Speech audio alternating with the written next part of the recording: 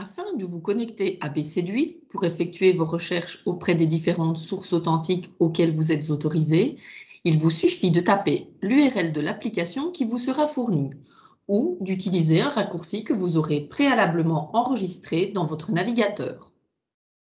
Vous arrivez ainsi sur Sésame, le portail d'authentification sécurisé. Vous pouvez choisir votre mode d'authentification, la carte d'identité électronique ou It's Me. Afin de vous connecter avec votre carte d'identité électronique, il vous suffit de cliquer sur S'identifier, de sélectionner le certificat se référant à votre personne et de saisir le code PIN de votre carte d'identité.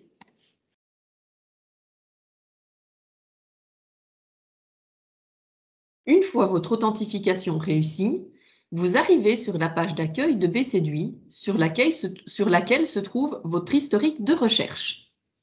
Celui-ci sera vide lors de votre première connexion. Sur ce même écran, vous pourrez démarrer vos recherches à l'aide du bouton « Nouvelle recherche ».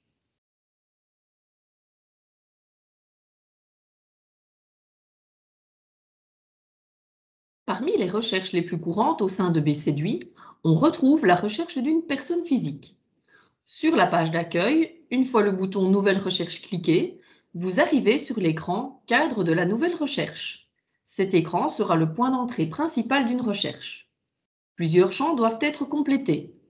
Le champ « Organisation » qui représente le service auquel vous, utilisateur, êtes rattaché.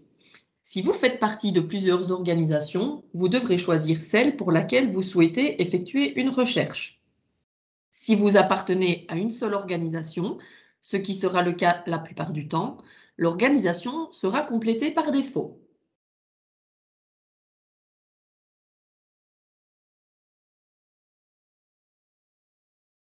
Le champ Finalité représente le contexte pour lequel vous effectuez votre recherche. Tout comme le champ Organisation, il sera rempli par défaut si vous n'avez accès qu'à une seule finalité. Dans le cas contraire, vous devrez sélectionner dans la liste déroulante la finalité pour laquelle vous souhaitez effectuer votre recherche. Dans le champ Sources de données, vous retrouverez, comme son nom l'indique, toutes les sources de données auxquelles vous êtes autorisé à accéder. De nouveau, ce champ sera rempli par défaut si vous n'avez accès qu'à une seule source de données. Dans le cas contraire, vous devrez sélectionner dans la liste déroulante celle pour laquelle vous souhaitez effectuer la recherche. Le champ Justification est quant à lui une zone de texte libre. Il vous permet de saisir le justificatif de votre recherche. Cela peut être un numéro de dossier, un numéro d'entreprise ou tout autre élément facilitant le traçage de vos recherches. En effet, chaque consultation de source authentique est soumise au RGPD. Vos recherches doivent être effectuées dans le cadre de vos missions uniquement. En cas d'audit, ce justificatif peut permettre de récupérer plus facilement les raisons de vos consultations. Enfin, le champ Date de dossier vous permet de saisir la date à laquelle vous souhaitez effectuer vos recherches. Par défaut, il s'agira de la date du jour. Il est également possible de mettre une date dans le passé si vous le souhaitez. Cliquez sur Démarrer la recherche pour encoder vos paramètres de recherche.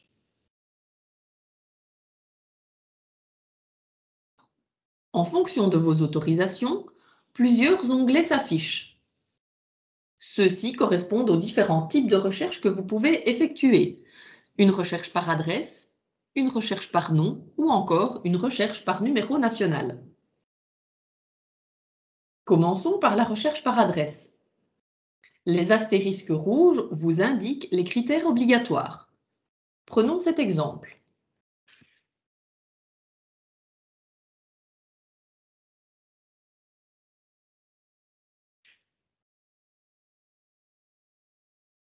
Cliquez ensuite sur le bouton Soumettre en bas de l'écran. Le résultat de votre recherche s'affiche alors dans un nouvel onglet. La recherche indique que plusieurs personnes vivent à l'adresse indiquée sur l'écran précédent. Chaque personne forme un bloc de données qui peut être ouvert pour obtenir plus d'informations.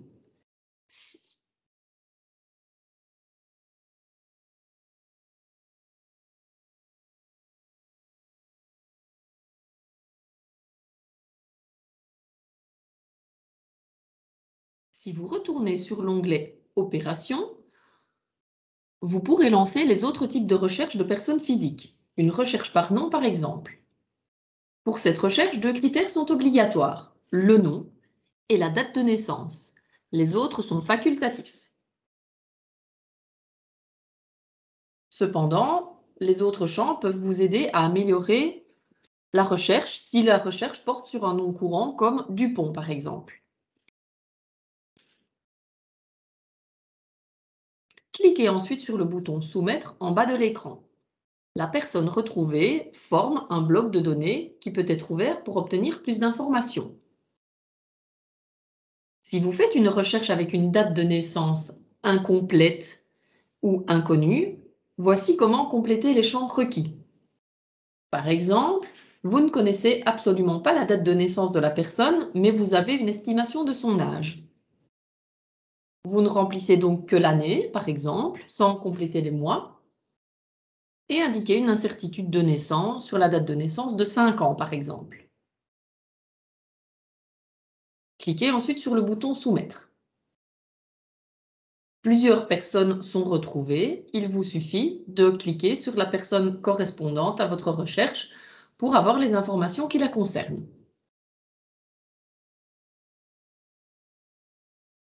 Enfin, si vous retournez dans l'onglet Opérations, vous pourrez lancer la recherche sur base du numéro national. Comme son nom l'indique, cette recherche s'effectue avec comme seul critère de recherche le numéro national de la personne.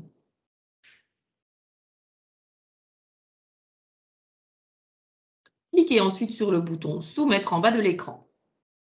L'unique personne retrouvée forme un bloc de données qui peut être ouvert pour obtenir plus d'informations.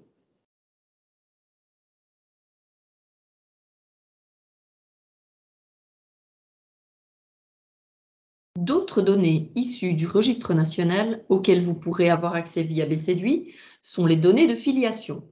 Vous pourrez consulter la mention des ascendants au premier degré ainsi que la mention des descendants en ligne directe au premier degré. Pour ce faire, il vous suffit d'effectuer une recherche classique via le cadre de la nouvelle recherche. De sélectionner votre organisation, votre finalité ainsi que la source de données filiation. Cliquez ensuite sur le bouton Démarrer la recherche. 2 onglets vous permettent d'effectuer la recherche de filiation ascendante ou de filiation descendante.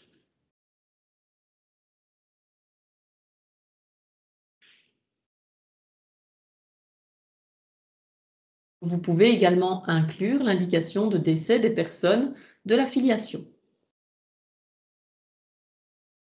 Les données s'affichent dans un nouvel onglet. Au niveau de la filiation ascendante, pour le numéro de registre national avec cette date de naissance, vous obtiendrez donc les 2 parents. Chaque parent consiste en un bloc d'informations que vous pouvez ouvrir pour obtenir plus d'informations. La recherche contextuelle est également disponible au travers cet écran. Afin d'effectuer une recherche de filiation descendante, vous pourrez retourner dans l'onglet Opérations et cliquer sur la filiation descendante. De saisir le numéro national et de cliquer sur Soumettre. Le nouvel onglet s'affiche avec les données de filiation descendante. Vous pourrez voir ici le type de filiation avec le numéro national de la personne liée. Le lieu d'enregistrement de la filiation également.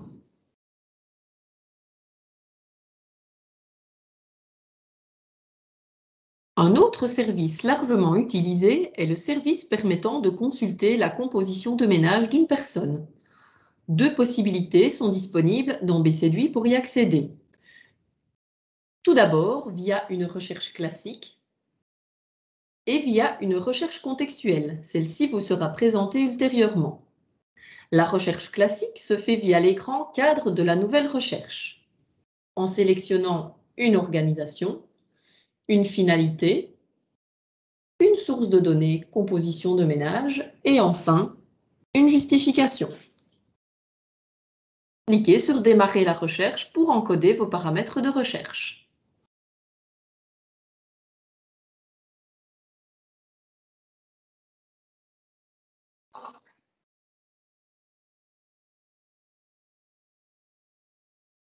Dans l'onglet de résultats, l'ensemble des personnes du ménage s'affiche. Une distinction est faite entre la personne qui est le chef du ménage et les autres membres du ménage. Chaque personne forme un bloc de données qui peut être ouvert pour obtenir plus d'informations.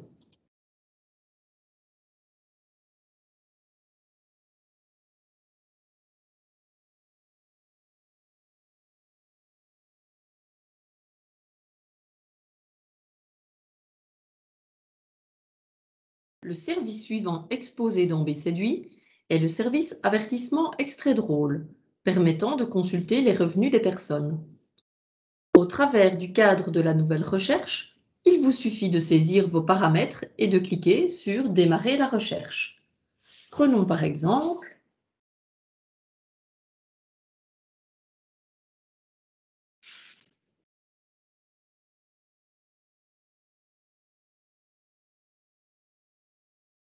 Ensuite, vous devez saisir le numéro national de la personne recherchée, ainsi que l'année des revenus que vous souhaitez consulter.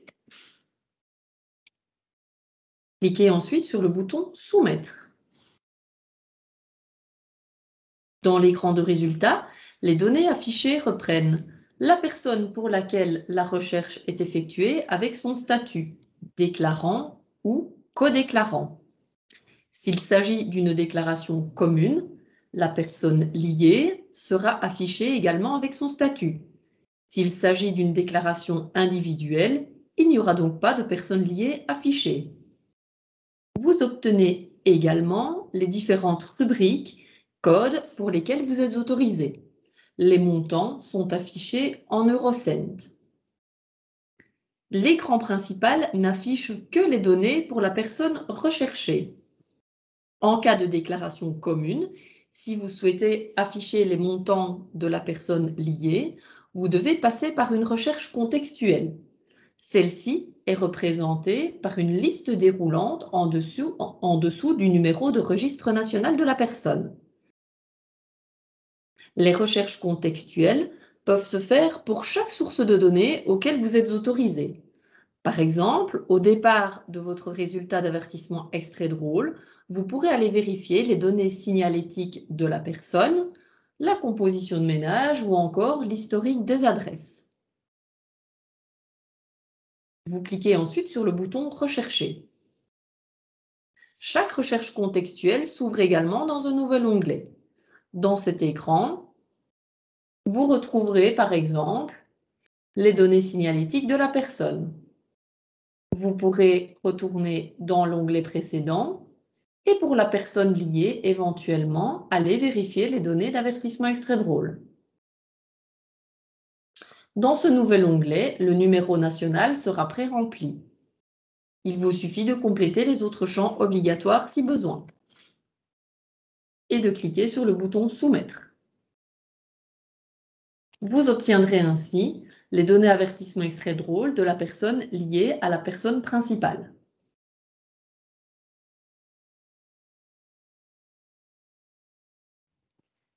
Via le nouveau BSéduit, vous pouvez également rechercher des informations sur le handicap. Après avoir cliqué sur Nouvelle recherche, à partir de l'écran d'accueil, vous arrivez sur l'écran Cadre de la nouvelle recherche et vous pouvez préciser les informations qui concernent votre recherche comme présentées dans les explications déjà fournies au travers de la recherche d'une personne. Dans notre cas, nous allons utiliser l'organisation SPOE Fiscalité. Au niveau de la finalité utilisée, nous allons préciser PRI, personne en situation de handicap, et nous allons pouvoir sélectionner la source de données personne handicapée. Nous encodons une justification et il est également possible de modifier la date de dossier si on le souhaite. Nous pouvons alors cliquer sur le bouton Démarrer la recherche. Celui-ci ouvre le service personne handicapée avec différentes opérations, le dossier par date ou le dossier par période. Dans certains cas, vous pourriez avoir un troisième onglet, la recherche liée au paiement en lien avec un handicap. Celle-ci n'est pas visible ici, car les opérations de recherche sont proposées selon les autorisations existantes. Au niveau des informations, une petite astérix rouge vous indiquera les champs qui sont obligatoires. Par exemple, si nous faisons une recherche dossier par période, nous pouvons encoder un numéro de registre national sous un format de 11 chiffres sans espaces et caractères spéciaux.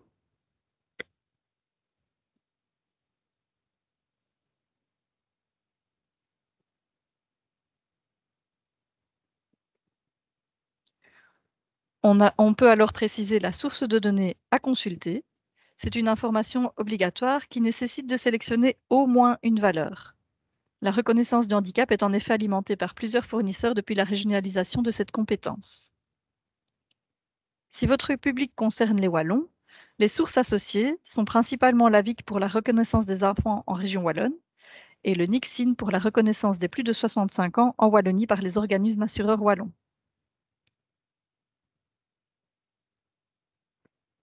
La DGPH est également utile de manière générale pour la reconnaissance des adultes, toujours par le fédéral, et la DGPH fournit également la reconnaissance des plus de 65 ans en Flandre. De plus, les anciens dossiers restent disponibles à la DGPH tant que le transfert de compétences n'est pas entièrement réalisé.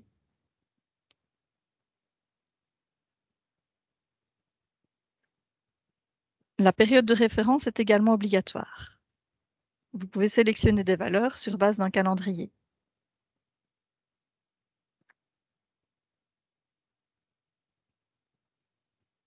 Vous pouvez également naviguer dans le calendrier à l'aide des différents menus.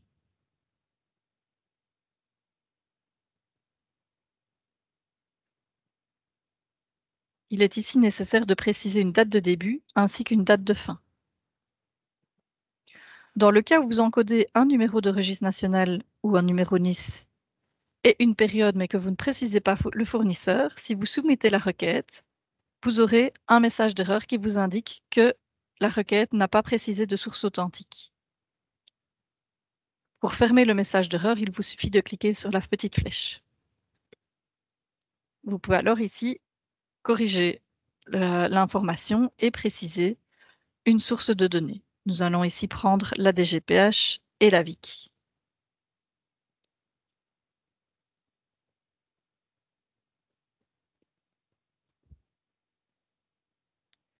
Ici, vous voyez également un nouveau message d'erreur. Requête sans sélection de données.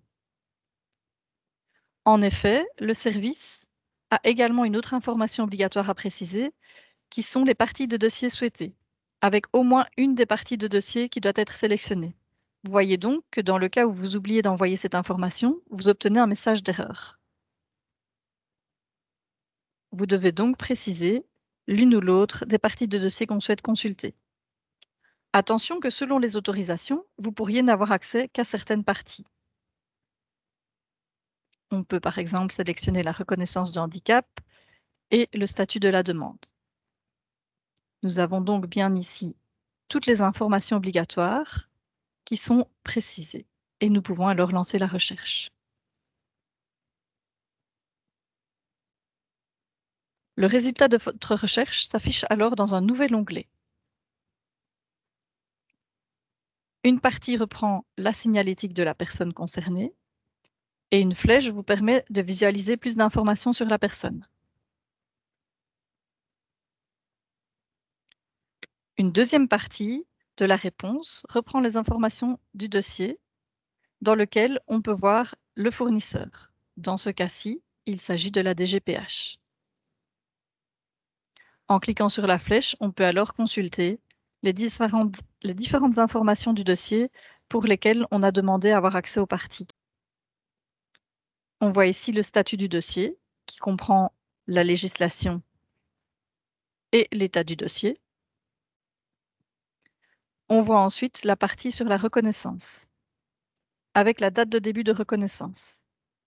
Si on clique sur la flèche, on a à nouveau une série d'informations précisées selon les autorisations. On peut voir notamment les critères de reconnaissance autorisés, comme c'est le cas pour le total des points ou la réduction de capacité de gain.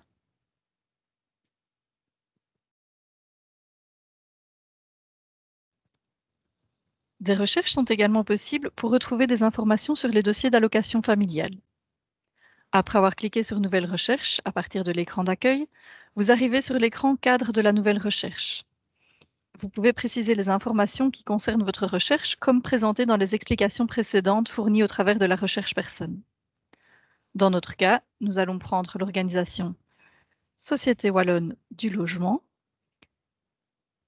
et nous voyons que la finalité se remplit automatiquement si l'organisation choisie n'en a qu'une, comme c'est le cas ici pour Gestion des logements publics.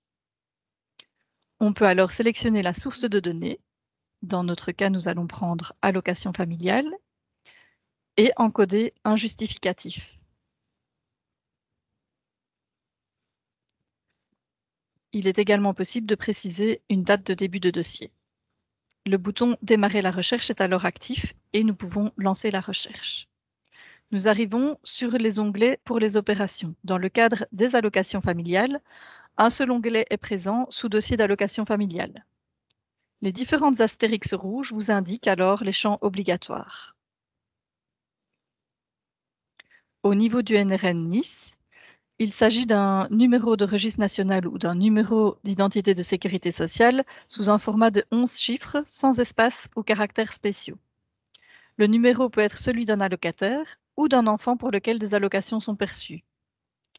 Pour les dossiers antérieurs à 2019, il est également possible de préciser l'attributaire, mais cette notion n'existe plus pour les dossiers à partir de 2019. Nous allons donc encoder un Nice. La date de début de la période de recherche est également une information obligatoire. Il s'agit ici d'un format de 4 chiffres pour l'année, un tiret, 2 chiffres pour le mois.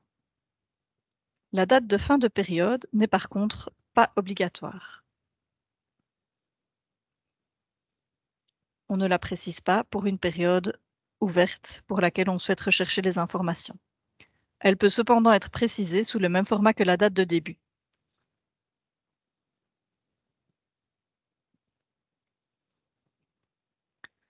Vous pouvez également préciser un fournisseur de données. Ce n'est pas une information obligatoire. Les allocations familiales sont effectivement alimentées par plusieurs fournisseurs depuis la régionalisation de cette compétence. Par défaut, il est désactivé vu qu'il n'est pas obligatoire. Dans ce cas, la recherche se fera par défaut pour tous les fournisseurs de données. Si vous souhaitez spécifier un ou plusieurs fournisseurs, vous pouvez activer le bouton et sélectionner une valeur dans la liste.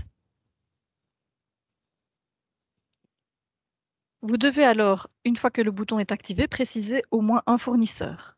Si vous souhaitez en préciser plusieurs, vous avez également le bouton plus qui vous permet de préciser plusieurs fournisseurs. Si vous avez commencé à remplir ces champs, mais que vous ne souhaitez plus l'utiliser, il vous suffit alors simplement de le désactiver et il ne sera pas pris en compte et fonctionnera comme les valeurs par défaut. Une fois que tous les champs obligatoires sont précisés, vous pouvez alors soumettre la recherche.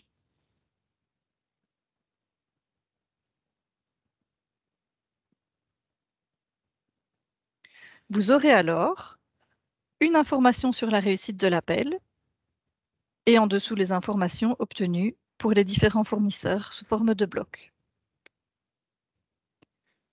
Dans le cas où un fournisseur de données n'a pas un dossier pour la personne, vous verrez alors un message l'indiquant. Dans le cas présent, nous voyons qu'il existe bien un dossier en Wallonie pour le NRN ou numéro Nice consulté. On peut alors ouvrir l'élément en cliquant sur la petite flèche pour avoir plus d'informations sur ce dossier. On peut alors visualiser les différentes informations sur le dossier avec les différents dossiers selon les autorisations. Vous voyez le fournisseur, le statut de la requête. Vous voyez également les informations sur les caisses d'allocation familiale ainsi que le numéro de dossier, les informations sur les allocataires et les informations sur les enfants bénéficiaires. Les informations sont classées par dossier. Nous voyons ici le numéro de dossier. Et nous voyons ici une autre information pour un autre numéro de dossier. Si on souhaite avoir plus d'informations sur un allocataire ou sur un enfant, il suffit à nouveau de cliquer sur la flèche.